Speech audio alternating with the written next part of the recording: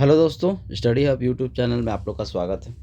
आज हम लोग एक नया जानकारी लेकर बात करेंगे। जो अभी आया है नोटिफिकेशन, एक बिग अपॉर्चुनिटी है।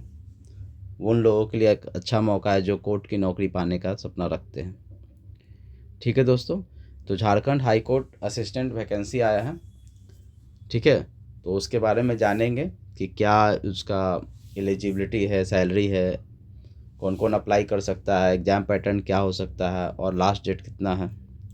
ठीक है दोस्तों, तो हम लोग देखते हैं कि इसमें क्या क्या, कौन कौन सा विषय इसमें पढ़ना होगा हम लोग को। और एक अच्छी अपॉर्चुनिटी है जो भी जाना चाहते हैं कोर्ट की नौकरी पाने के लिए। ठीक है दोस्तों, तो देखिए दोस्तों क्या नोटिफिकेशन आया है। झारखंड हाई कोर्ट का है नोटिफिकेशन। ठीक है, तो इसमें देख लेते हैं कौन कौन सा वैकेंसी आया हुआ है। देखिए दोस्तों, कुल मिलाकर 55 वैकेंसी है। ठीक है, जिसमें अनरिजर्व कैटेगरी के लिए 22 है, 6 है शेड्यूल एससी के लिए, एसटी के लिए 14 है, और बीसी 1 के लिए 4, बीसी 2 के लिए 3 और ईडब्ल्यूएस के लिए 6 वैकेंसी है। ठीक है, और रिजर्वेशन भी है दोस्तों वोमेन के लिए। ठीक है, और कुल मिलाकर आपको 55 वैकेंसी है इसमें असिस्टेंट के पोस्ट पर। स्टार्टिंग डेट देख लीजिए दोस्तों, फॉर्म अप्लाई स्टार्ट हो गया कब से। 20 फरवरी से आपका स्टार्टिंग डेट है, फॉर्म अप्लाई कर सकते हैं 20 तारीख से। ठीक है, 20 फरवरी से। और इसका क्लोजिंग डेट कब है, तो 22 मार्च। ठीक है, 22 मार्च इसका क्लोजिंग डेट है। ठीक है, तो दोनों डेट देख लीजिए दोस्तों, 20 तारीख से आपका स्टार्ट हो जाएगा इसी मंथ से, और नेक्स्ट मंथ 22 तारीख तक चलेगा। ठीक है दोस्तों, तो फॉर्म स्टार्ट हो जाएगा 20 तारीख से, आप लोग फॉर्म भर दीजिएगा। ठीक है, देखिए अब नेक्स्ट चलते हैं आगे। अब इसका देख लीजिए दोस्तों, क्या सैलरी रहने वाला है, क्या जॉब का पोस्ट है। हम लोग को पता ही है कि ये कौन सा जॉब है, झारखंड हाई कोर्ट के असिस्टेंट की वैकेंसी आई हुई है, जिसमें लेवल 7 की जॉब है दोस्तों। ये असिस्टेंट नाम का है, लेकिन है इसका वेतन लेवल 7 का, जो कि 44,900 से 1,42,400 के बीच में रहने वाला है दोस्तों। अप्रॉक्स स्टार्टिंग में आपको 60,000 पहुँच जाएगा, 60,000 पहुंच जाएगा। और कोर्ट में जानते ही हैं कितना ज़्यादा वैकेंसी के लिए लड़ा जाता है दोस्तों, बहुत ज़्यादा इसमें अपॉर्चुनिटी आती नहीं है, मगर जो भी आती है बहुत ही बढ़िया होती है। बाकी सब जॉब से एक आराम का जॉब है। ठीक है, बहुत ही रिलैक्स का जॉब होता है दोस्तों, दम आराम का, कहते हैं ना आराम का। और भाई कमाई का तो सोचना ही नहीं है, कमाई तो आपको सैलरी छूना भी नहीं पड़ता है यहाँ पर। आपको तो पता ही है, रोज़ 1,000 2,000 तो बस ऊपर से ही आ जाता है इसमें। पता ही होगा, कोई फॉर्म कोई किसी का पीडीएफ निकाल के देना है, कोई नंबर जानने चला जाता है कि भाई कोर्ट में मेरा केस का नंबर क्या है, प्लस जानना चाहता है कि भाई मेरा कोर्ट की हेयरिंग कब है, या कोर्ट का डेट बढ़वाना, या कुछ भी, कुछ कोर्ट से रिलेटेड कोई भी काम होता है, तो एक असिस्टेंट के पास बहुत सारा परिचय रहता है, बहुत सारा सारा कोर्ट का सब चीज़ कागजात रहता है, तो वो किसी को भी कुछ भी जानकारी दे देता है, तो उस जानकारी के एवज में उसको एक्स्ट्रा पैसा अपना ले लेता है, वो दे देता है। कोई मांगने का ज़रूरत नहीं है, वो जो भी पर्सन आते हैं वो खुद ही बोल देते हैं ले लीजिए ना सर, हमको बता दीजिए, उनका भी जानकारी काम हो जाता है। तो दोस्तों देख लीजिए, आपको इस सैलरी तो बस देखने के लिए है, बाकी पैसा तो इतना है दोस्तों कि फिर कुछ और जॉब में नहीं है।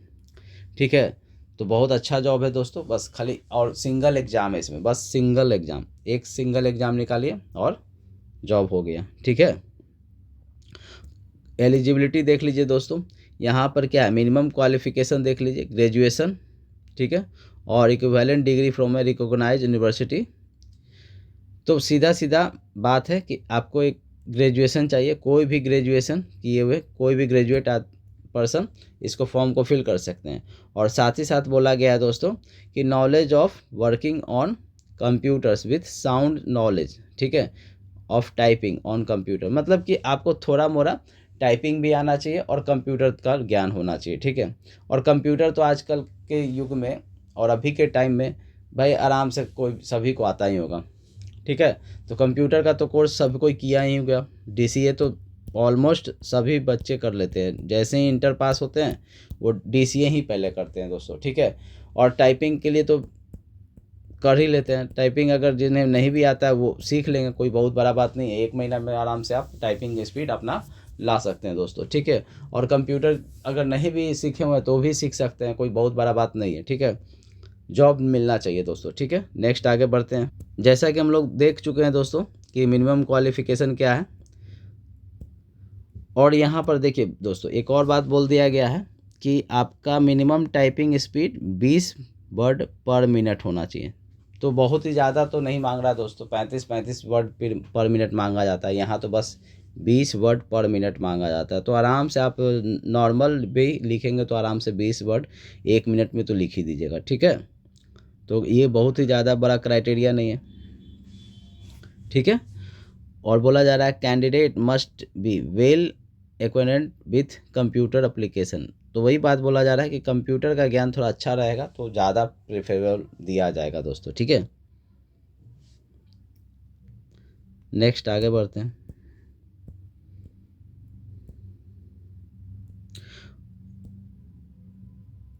और देखिए दोस्तों एज की क्राइटेरिया क्या है। कैंडिडेट कम से कम उनका एज 21 होना चाहिए या उससे ज़्यादा, ठीक है। लेकिन 35 साल से ज़्यादा नहीं, मतलब 21 साल कह सकते हैं, 21 से 35 साल तक, ठीक है। ये किसके लिए, अनरिजर्व के लिए, ठीक है, मतलब जनरल कह सकते हैं। और जो झारखंड स्टेट से बाहर भी हैं, बाहर के लोग अगर भरते हैं, बिहार के या अदर स्टेट के, यूपी के, तो उन लोग के लिए भी यही एज काउंट किया जाएगा दोस्तों, 21 से लेकर 35 साल तक। और अदर स्टेट के जो भी फॉर्म भरने वाले स्टूडेंट्स हैं वो जनरल में ही काउंट किए जाएंगे, ठीक है। और वहाँ के झारखंड के जो भी बच्चे हैं उनके लिए अलग अलग क्राइटेरिया दिया हुआ है दोस्तों, ठीक है। जैसे आपको अनरिजर्व और EWS है के लिए तो 35 या फिर 37 ईयर्स दिया है। BC1 के लिए, BC2 के लिए, BC1 और BC2 के लिए 37 ईयर्स है। 38 ईयर्स है फीमेल्स के लिए झारखंड का। अनरिजर्व EWS BC1 BC2 के लिए है, ठीक है। ये अनरिजर्व के लिए 38 ईयर्स 38 साल है फीमेल के लिए। और जैसे इस 35 साल था ना जनरल के लिए मेल के लिए, उसी तरह से 38 साल है फीमेल के लिए। अदर स्टेट के लिए भरे या तो वहाँ के फीमेल भरे, ठीक है। और वहीं पर बात किया जाए तो आप देख सकते हैं कि 40 ईयर्स हो जाता है in case of ST SC और, ठीक है, जो SC ST होंगे बोथ मेल और फीमेल के लिए, ठीक है। और PWD के लिए तो यहाँ पर 10 साल का रिलैक्सेशन है, ठीक है। नेक्स्ट आगे बढ़ते हैं। और देखिए यहाँ पर बता भी दिया गया है कि reservation policy of the state government will apply benefit of the same shall be given to candidates belonging to the state of Jharkhand only, ठीक है। तो जो भी झारखंड का स्टूडेंट होगा सिर्फ उन्हीं को मिलेगा ये रिलैक्सेशन वाला बात, ठीक है। बाकी अदर स्टेट्स के जनरल में काउंट किए जाएंगे, ठीक है।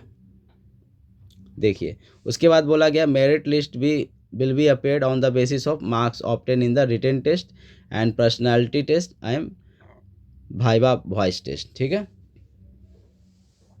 Candidate must fill only one application form, ठीक है, for the post of assistant high court Jharkhand, ठीक है। आगे बढ़ते हैं। और यहाँ फैसिलिटी भी दिया हुआ है, जो डिजेबल कैंडिडेट्स है उनके लिए स्क्राइब वगैरह लेने के लिए भी कोई दिक्कत नहीं होगा दोस्तों, ठीक है।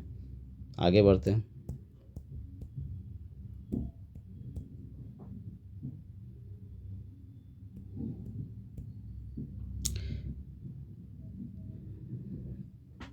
देखिए दोस्तों फॉर्म में क्या क्या ज़रूरत पड़ेगा आपको। लेटेस्ट स्कैन फोटोग्राफ चाहिए, सिग्नेचर ऑफ द कैंडिडेट भी चाहिए, जो भी स्कैन मोड में होना चाहिए। आपको तो पता ही होगा अब सारे फॉर्म ऑनलाइन अप्लाई होते हैं, इसलिए आप लोग को पास ये रहना चाहिए, स्कैन फोटोग्राफ होना चाहिए और सिग्नेचर भी होना चाहिए। फिर scan copy of matriculation certificate in proof of date of birth. Date of birth के लिए आपका मैट्रिक का सर्टिफिकेट लगेगा दोस्तों। फिर मैट्रिकुलेशन का मार्कशीट चाहिए या तो grade sheet in case of birth is not mention, मतलब आपको DOB के लिए प्रूफ करने के लिए कि आपका डेट ऑफ बर्थ यही है, तो आपको लिए ये चाहिए, ठीक है, मैट्रिक का सर्टिफिकेट, चाहे वो मार्कशीट हो या सर्टिफिकेट हो, ठीक है। और स्कैन कॉपी ऑफ प्रोविजनल और ओरिजिनल सर्टिफिकेट ऑफ ग्रेजुएशन और इक्विवेलेंट सर्टिफिकेट, वही ग्रेजुएशन का भी डिग्री का चाहिए दोस्तों, ठीक है। तो ये सब फॉर्म अप्लाई करते समय हम लोग को स्कैन फॉर्म में सबमिट करना होगा दोस्तों, ठीक है। नेक्स्ट आगे बढ़ते हैं। उसके बाद बताया जा रहा है दोस्तों, scan copy of certificate of diploma, DCA का भी यहाँ पर लगाना पड़ेगा, ठीक है, plus of at 6 month duration, मतलब 6 महीने का DCA आपको लगाना पड़ेगा। अगर आपके पास नहीं है दोस्तों तो आप कहीं से बनवा भी लीजिए, बन जाता है, कोई भी इंस्टीट्यूट बना देता है, ठीक है। और देखिए बता भी दिया गया है, scan copy of residential certificate भी चाहिए यहाँ पर in the prescribe format contain in the letter of this 2/6/2016 से department of personnel administrative forms राजभाषा। तो रेसिडेंस सर्टिफिकेट उन्हीं के लिए चाहिए जो झारखंड में, ठीक है। नेक्स्ट आगे बढ़ते हैं दोस्तों।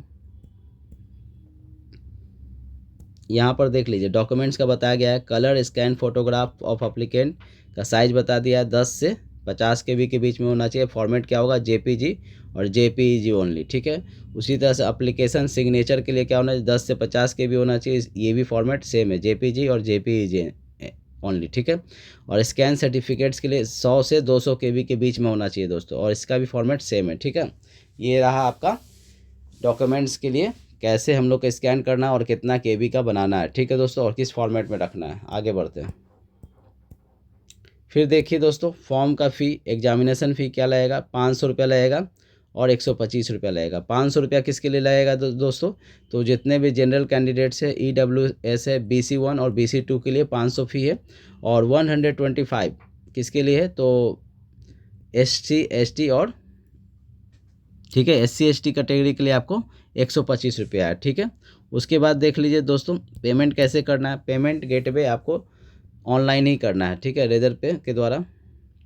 और पेमेंट ऑप्शन हम लोग डेबिट कार्ड से कर सकते हैं, क्रेडिट कार्ड से कर सकते हैं, और UPI या नेट बैंकिंग किसी से भी हम लोग पेमेंट कर सकते हैं।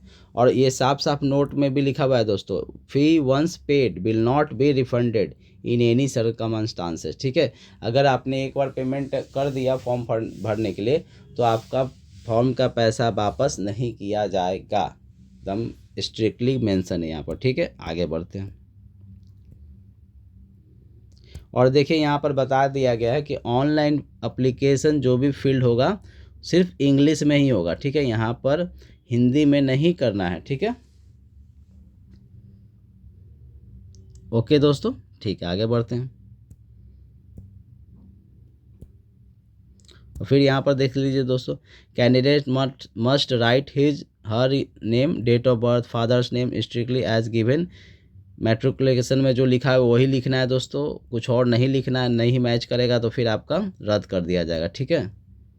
आगे बढ़ते हैं। फिर साइन के लिए देख लिया, application will eligible blood photograph documents and और सिग्नेचर विल बी रिजेक्टेड, मतलब ब्लड नहीं होना चाहिए, जो भी फ़ोटो होना चाहिए बिल्कुल साफ़ सुथरा होना चाहिए, ब्लडिंग नहीं आना चाहिए। स्कैन वगैरह कीजिएगा तो ध्यान दीजिएगा, जैसे तैसे मत कर लीजिएगा, ठीक है। फ़ोन से कर लेते हैं कुछ लोग अच्छा के भी नहीं बना पाते हैं, तो उनका ब्लड आएगा तो वही रिजेक्ट हो जाएगा एप्लीकेशन आपका, ठीक है। तो इसलिए मैं डिटेल में बता दे रहा हूँ सब कुछ, ताकि गलती ना करें, क्योंकि फॉर्म एक बार भर दीजिएगा, पैसा भी वापस नहीं आएगा, फिर से दिक्कत हो जाएगा। रिक्वेस्ट फॉर चेंज और correction in any particulars in the application once submitted finally will not be entertain under any circumstances. मतलब आप एक बार फॉर्म भर देते हैं तो उसके बाद आप उसको चेंज करने के लिए रिक्वेस्ट करिएगा, फिर भी आपको नहीं मिलेगा, ठीक है। एक बार सबमिट हो गया तो ख़त्म। और इनकम्प्लीट एप्लीकेशन और application not conforming to the aforesaid prescribe, मतलब वही कह रहे हैं कि मतलब अगर इनकम्प्लीट होगा तो वो भी नहीं माना जाएगा। Candidate is not required to send the print out send out करने की ज़रूरत नहीं है, जो पहले किया जाता था, ठीक है। आराम से जो खाली फॉर्म अप्लाई कर दीजिए और बात ख़त्म हो गया, ठीक है। आगे बढ़ते हैं।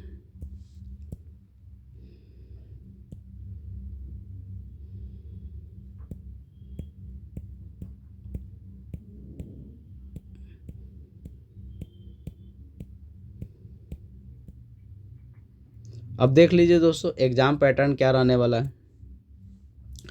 तो देखिए दोस्तों एग्ज़ाम पैटर्न आपका 90 मार्क्स का होने वाला है। रिटेन टेस्ट होगा, ठीक है, और कंप्यूटर स्किल टेस्ट होगा। क्वालिफाइंग नेचर का है, सिर्फ इसमें 5 मिनट का होगा, ठीक है। और ये आपको 90 मार्क्स वाला जो होगा वो 2 घंटा का होगा, और 20 मिनट एक्स्ट्रा मिलेगा उनको जो डिसेबिलिटी है, ठीक है, डिसेबल होते हैं।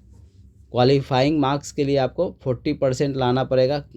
किसके किसके लिए? अनरिजर्व के लिए, जनरल, EWS, BC1 BC2 के लिए 40% लाना पड़ेगा दोस्तों। मतलब क्या कि 90 मार्क्स का है तो आपको कितना लाना पड़ेगा मिनिमम क्वालिफाई करने के लिए? 36 नंबर, ठीक है। 36 मार्क्स आपको लाना पड़ेगा रिटेन टेस्ट में, ठीक है। उसी तरह से आप देख सकते हैं कि कंप्यूटर स्किल आपका 5 मिनट का होगा, वो क्वालिफाइंग नेचर का हो। और इसमें बोला गया है कि 100 वर्ड्स आपको 20 वर्ड्स पर मिनट के हिसाब से आपको लिखना पड़ेगा, ठीक है। क्लियर है? उसके बाद क्योंकि बोल दिया था कि 1 मिनट में आपको 20 वर्ड लिखना है, तो 5 मिनट में तो 100 वर्ड लिखना पड़ेगा दोस्तों, ठीक है। उसी तरह से फिर वाइवा वॉइस होगा जो कि 15 मिनट का होगा, और उसमें भी आपको 5 मार्क्स फॉर ऑल कैटेगरी, मतलब इतना लाना पड़ेगा दोस्तों, ठीक है। इतना क्वालिफाइंग आपको करना पड़ेगा, ठीक है। उसके बाद हम लोग देखते हैं आगे सिलेबस की बात कर लेते हैं। तो ग्रुप 1 में आपको जनरल इंग्लिश में आएगा। रिटेन टेस्ट है दोस्तों, तो लिखना पड़ेगा, ठीक है। ऑब्जेक्टिव ये नहीं है। इंग्लिश में आपको कॉम्प्रिहेंशन आएगा, जैसे हम लोग कोई कहानी दे देगा या छोटा मोटा कोई आर्टिकल दे देगा, और उससे ही मतलब उसी में से आपको क्वेश्चन दिया जाएगा और आपको लिखना होगा। ये ऑब्जेक्टिव नहीं है दोस्तों। फिर इंग्लिश ग्रामर में से आएगा, वर्ड पावर 20 मार्क्स का आएगा, ठीक है। यही तीनों मिलाकर, जिसमें आपको RC आएगा, इंग्लिश ग्रामर भी रहेगा, और कुछ क्वेश्चन वर्ड पावर का भी रहेगा, एज वेल एज इंग्लिश एस्से राइटिंग भी होगा। तो टोटल ये कितना मार्क्स का आएगा दोस्तों? 30 मार्क्स का यहाँ से, ठीक है। 30 मार्क्स यहाँ पर दिखेगा आपको, ठीक है। 30 मार्क्स यहाँ पर दिखेगा आपको। उसके बाद objective marks, objective general knowledge भी होगा दोस्तों, जो हिस्ट्री, सिविक्स, जो भी करंट अफेयर्स थोड़ा बहुत सब आएगा इसमें। 30 मार्क्स का ये हो जाएगा। फिर मतलब 30 मार्क्स ऊपर में हो गया दोस्तों इंग्लिश का, 30 मार्क्स हो गया आपको GK का, और 30 मार्क्स आपको मैथ और रीजनिंग समझ लीजिए, ऐसे आने वाला है। 30 मार्क्स इंग्लिश हो गया, 30 मार्क्स जनरल नॉलेज हो गया, और 30 मार्क्स हो गया क्या आपका न्यूमेरिकल एबिलिटी और रीजनिंग। न्यूमेरिकल एबिलिटी और रीजनिंग आपको 30 मार्क्स का आएगा, जो मैथमेटिकल जो होगा आपको मैट्रिक स्टैंडर्ड के अनुसार ही आएगा, ठीक है। उससे ज़्यादा ऊपर नहीं जाएगा, ठीक है। तो क्लियर हो गया सिलेबस क्या आएगा। 30 मार्क्स का रीजनिंग, मैथ और रीजनिंग, और 30 मार्क्स का जनरल नॉलेज, और 30 मार्क्स का इंग्लिश, ठीक है दोस्तों। आगे बढ़ते हैं और देखिए दोस्तों, फिर आपको बताया गया है कंप्यूटर स्किल टेस्ट भी आपका होगा। Computer skill test shall be qualifying in nature है, बता दिया। The merit list of the candidate for the purpose of appointment may be prepared on the basis of written test to be followed by a test of working computer and knowledge of typing of computer और viva voce text, ठीक है। तो बहुत ज़्यादा नहीं है, आप written test में ज़्यादा मार्क्स ले आइए और हो जाएगा इसमें, ठीक है। और इतना टाइपिंग तो आप कर ही सकते हैं। 100 वर्ड्स पर 100 वर्ड्स 20 वर्ड्स पर मिनट में 100 वर्ड्स आपको 5 मिनट में लिखना है दोस्तों, ठीक है। तो यही था दोस्तों जानकारी आपको आज का, ठीक है। अगर दोस्तों आप हमारे चैनल पर नए हैं तो हमारे चैनल को सब्सक्राइब कर लीजिए, लाइक कीजिए, शेयर कीजिए, ठीक है। नोटिफिकेशन बेल को ऑन कर लीजिए, जिससे आपको हमारे नए वीडियो का नोटिफिकेशन मिल जाए। हमारे चैनल पर बने रहिए, सपोर्ट कीजिए। आपको हर एक चीज़ का नोटिफिकेशन की जानकारी, प्लस जितना भी आपको अभी एग्ज़ाम होने वाला है उसके लिए भी यहाँ पर तैयारी करवाया जाता है, और भी बिल्कुल फ्री, चाहे वो मैथ हो, रीजनिंग हो, इंग्लिश हो। अगर आपको इंग्लिश में कोई दिक्कत है, मान लीजिए RC आपसे नहीं बनता है, कॉम्प्रिहेंशन कैसे बनाना है, या ग्रामर का कोई दिक्कत है, तो आप हमें कमेंट कर सकते हैं। आपके लिए अलग से एक प्लेलिस्ट बन जाएगा, ठीक है दोस्तों। और उसी तरह से आप GK देख सकते हैं, अपना मैथ भी देख सकते हैं, ठीक है। तो आशा करता हूँ दोस्तों कि आपको आज का वीडियो अच्छा लगा हो, ठीक है दोस्तों। Goodbye and take care.